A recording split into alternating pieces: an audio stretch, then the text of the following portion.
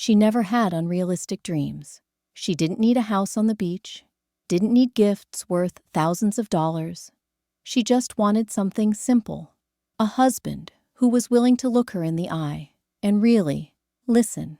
In the evenings after dinner, she sat next to him on the sofa. She started talking about her tiring day at work. She tried to smile, tried to share, but he nodded vaguely, still holding the remote control, not even a glance. At first, she thought, "I'm tired. Let's do it another day."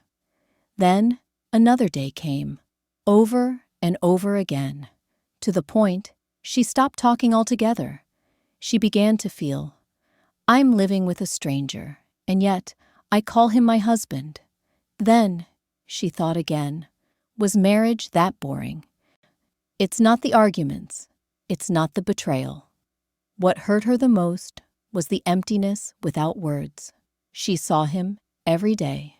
He still worked, still took care of the children, still cleaned the garden, but he was no longer present in her soul.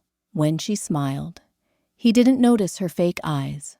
When she cooked his favorite dish, he just said, "Okay," and turned away. When she wanted to be hugged, he said, "Busy." Every time she brought up the subject, shared her feelings, asked about the future, he just kept quiet or brushed it off.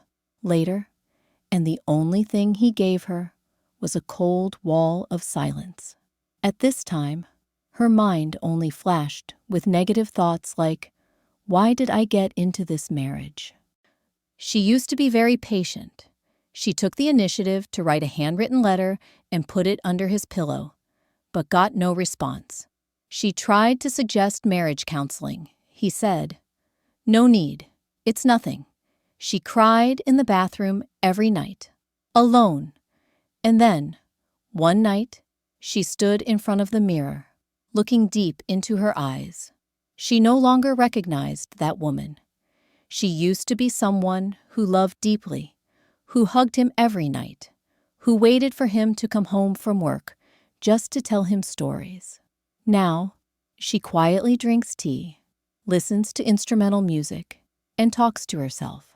That's when she knows. She still loves him, but has stopped expecting.